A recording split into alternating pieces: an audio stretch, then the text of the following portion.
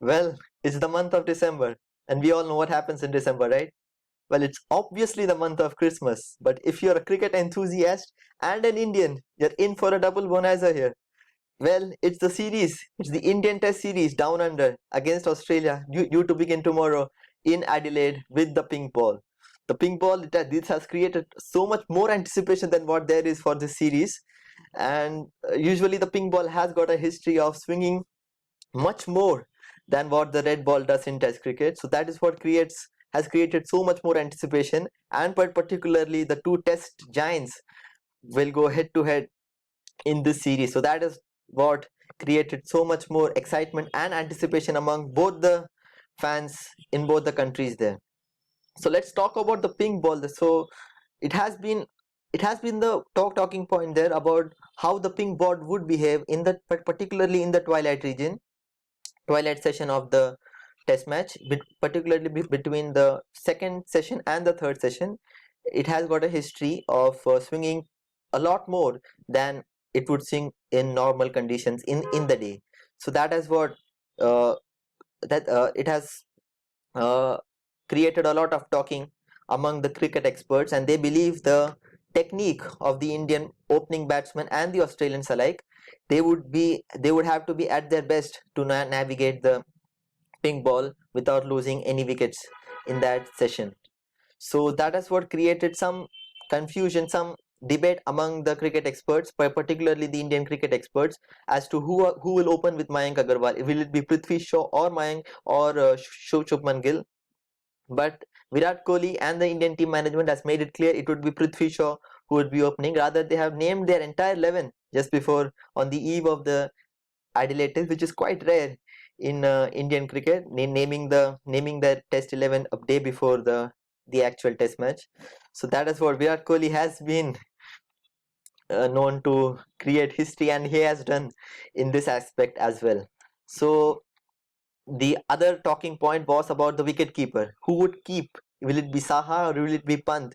It has been This has also been a talking point in the Indian camp as to who would keep, considering Rishabh Pant's ability to keep in Indian conditions. Riddhiman Saha has been the first choice when it comes to keeping in Indian conditions, but the team has gone to Rishabh Pant when it comes to keeping in the foreign condition. This has created quite a bit of debate as to the security of both the players, as to if it has been communicated to both of them clearly their role and their responsibility in the side. So that has what was a talking point, but Virat Kohli has made it clear that Riddhiman Saha would be playing in the first test, and this was surprising considering Rishabh Pant had scored 100 in the tour game, and a blistering 100, a 73 ball 100 uh, in the Sydney tour game, in the last and final Sydney tour game against the Australian A side. So that is what the second talking point. The third thing, the Indian bowling attack. If you have followed the Indian tour of Australia in the past, in the recent past, and in the earlier stages, it has been known for the series has been publicized as as the batsman series. But Bumrah, Shami, and Ishan Sharma sadly has not been he's not been the part of the set due to some fitness issue. But Bumrah and Shami, this this trio has created rampant over the world, particularly in Australia, New Zealand, and South Africa, with their absolute blistering attack, their powerful attack, and this has created that they have become a force to reckon with for the overseas batsmen. So that is what has created a lot of hope for the Indians that we would be able to take another 20, 40, 60, 80 wickets in the series as well. So they have been well rested, Bumrah, Shami, and Umesh Yadav. They have been well rested throughout the series, throughout the White Leg series. They have been rotated in and there. So they would be nice and fresh and raring to go for this Test series. So that is what about the Indian side. So let's now go to the Australian camp, and they have a selection headache for all the more different reasons. For the Australians, Joe Burns, they're one of their openers, which they would have liked to open with. He has been in a horrendous form. He has been averaging less than 9, I think, in all of those test matches and the tour games which he has played. So considering there is no David Warner due to groin injury, the Australians would likely to go with Matthew Wade, the makeshift opener, as Justin Langer mentioned. He can fix anything, just like as he did in the one day series. So that is what the Australians and Justin Langer would have had to think about uh, uh, for the first test, which is to be played tomorrow.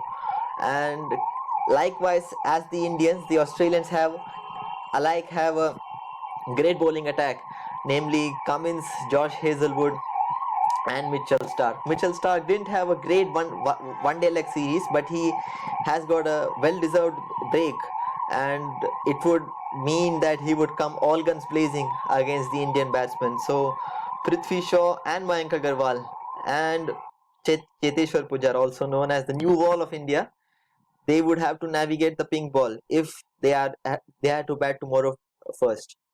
So there comes our next talking point, the toss. How important will the toss be, and what would be an ideal first innings total on this Adelaide wicket uh, with the pink ball? So that 300, 350 would be ideal to win a test match, but you never know what happens when uh, an aggressive opening pen, aggressive and defensive. This has been a quite a nice matchup between Prithvi Shaw and Mayank Agarwal, considering the style of play. Prithvi Shaw likes to play on the rise, and Mayank Agarwal is quite kind of reserved in the earlier stages of his innings. But it would be interesting to see how Prithvi Shaw goes about his business, because he has been criticized, and rightfully so. He has been scrutinized for his technique, for his lack of footwork, and for the same reason, it was believed that Shubman Gill would open in place of Prithvi Shaw, but Virat Kohli and the team management surprised us, as always he does with the selections, going with Prithvi Shaw. So that would be it, and Prithvi Shaw would want to capitalize on his selection and make and do justice to Virat Kohli's faith in him. And the other thing is Ravichandran Ashwin, the spin wizard in India, especially in India. He would turn and he would twist, he would make the batsman dance on his wicket. But in the overseas conditions, he has been scrutinized, he has been criticized for his performances, particularly in England last year, where there was rough for him to work with and he couldn't capitalize on the situation. So considering the history of Nathan Lyon on with the pink ball, there has been a lot of expectation from Ravichandran Ashwin on how would he perform, considering this is his fourth tour to Australia. So he is a well experienced lad there. Uh, so that would be one of the talking points for the experts, the Ashwin factor. And there was talk about whether India would go with all the four fast bowlers, all pace attack. That would have been a huge gamble, considering if the ball wears out after 20-25 overs, it would be more like the Indians are waiting for the second new ball. So to navigate that, I think it was a good choice to bring in Ravi Ashwin in the side, and Hanuma Vihari can roll his arms, as can Prithvi Shaw and Mayank Agarwal if need be. And also we have Virat Kohli. Virat Kohli's off spin, which he likes to call, like he can roll his arms as well. So that is what about the Indian selections and the Australian selections, and how this would be a great series, a great beginning. Considering Virat Kohli is going home, coming back to India due to personal reasons.